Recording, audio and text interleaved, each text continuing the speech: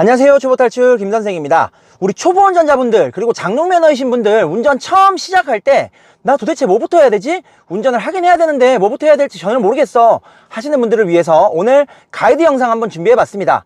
오늘의 영상은 그 상세한 방법을 알려드리는 게 아니라 짧고 간단하게 가이드만 해드릴 겁니다. 영상 중간중간에 보이는 링크 보시면 그 설명에 대한 자세한 영상들 보실 수 있으니까 꼭 참고하시고요. 링크를 놓치신 분들을 위해서 영상 하단부에 있는 영상 상세 설명에 자세하게 링크 첨부해 놓도록 하겠습니다. 꼭 참고하고 연습하셔서 편안하게 운전 시작하세요. 자, 그럼 시작하기 전에 구독과 좋아요 버튼 부탁드립니다.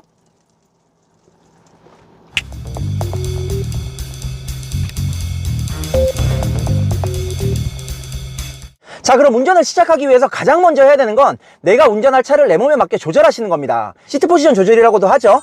의자를, 핸들을 나에게 맞게끔 조절하시는 건데 이 조절하는 방법은 우측 상단에 띄워드리는 링크 참고하시고요. 중요한 포인트 하나만 짚고 넘어가 보도록 하겠습니다. 시트를 맞추실 때 의자 간격을 핸들 기준에 맞추시는 분들이 간혹 있습니다. 예를 들면 핸들 밑에 무릎과 내 핸들 사이에 내 주먹 하나가 들어가게끔 이렇게 맞추시는 분들도 간혹 있고, 혹은 핸들 위에 두 손을 올려서 내 손목이 핸들 위에 딱 맞아질 때 라고 하시는 분들이 있는데, 이렇게 맞추시면 굉장히 불편할 수도 있고 맞지 않습니다. 왜냐하면 요즘 나오는 차들 같은 경우에는 거의 대부분 다 위아래 그리고 앞뒤까지도 조절이 가능합니다. 물론 차량 차종에 따라서 앞뒤 간격은 조절이 안 되는 경우들도 있지만 위아래만 조절을 하셔도 내 몸에 가까워지고 멀어지고 이렇게 달라질 수가 있습니다. 그래서 만약 내 차 핸들이 밑으로 많이 내려가 있는 상태인데 여기에 주먹 하나 기준으로 맞춘다면 의자는 생각보다 뒤로 많이 멀어지게 되겠죠. 그리고 만약에 핸들이 많이 위로 올라간 상태인데 주먹 하나를 맞춘다면 의자는 생각보다 굉장히 앞으로 당겨질 수밖에 없습니다.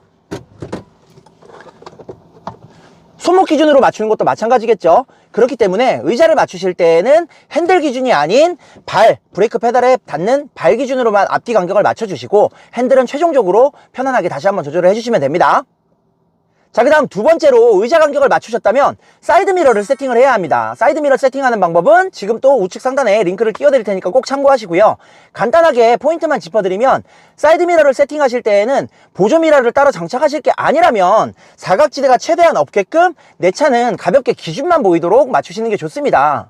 특히 경차들 같은 경우 내 차가 많이 보이게 맞춘다 하면 차량 폭이 좁기 때문에 도로에 달리면서 만약에라도 한쪽으로 쏠린 상태에서 체크를 하셨을 때 거의 옆 차선이 아닌 내 차선 뒤만 보이는 경우들이 굉장히 많습니다. 그래서 사이드미러에 차가 전혀 없어서 차선 변경을 하려고 했는데 갑자기 차가 나타나고 위험 요소들이 있어서 빵을 듣는다든지 아니면 사고로 이어지는 경우들까지 있겠죠.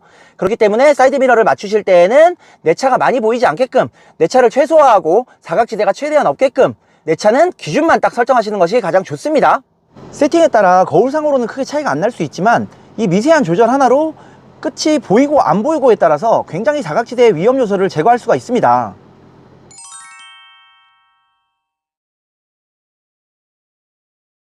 만약 이러한 세팅도 불편하고 이렇게 세팅했는데도 사각지대가 많아서 위험한 상황을 겪으셨다면 차종에 따라서 보조미러가 꼭 필요하실 수도 있습니다. 자, 그 다음은 악셀과 브레이크를 부드럽게 조절하고 컨트롤할 줄 알아야 되겠죠.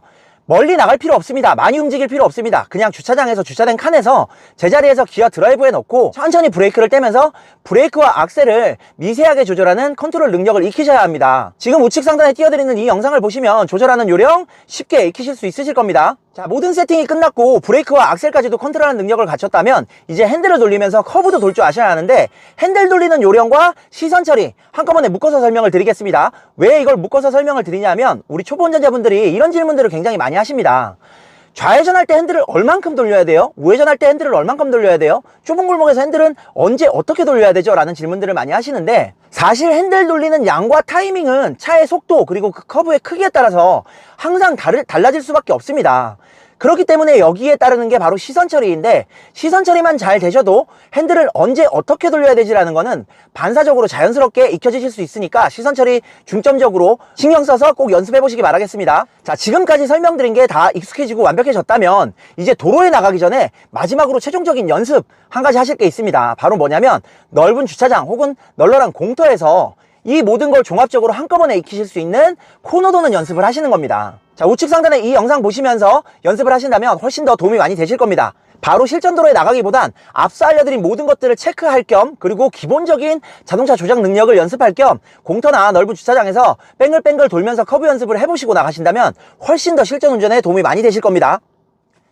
만약 이 앞에 알려드린 이런 내용들을 전혀 모르는 상태에서 익히지도 않고 바로 실전 도로에 나가버리신다면 운전 자체가 불편하고 긴장이 많이 되기 때문에 어렵게 느껴질 수밖에 없습니다. 운전을 하기 위해서 가장 중요한 건 운전자의 포지션인데, 운전은 자세가 편안해야 돌발 상황에도 빠르게 대처를 하실 수가 있고요, 자세가 편안해야 긴장감마저도 줄어들 수 있습니다. 오늘 설명드린 이 외에도 익히셔야 할 게 굉장히 많습니다.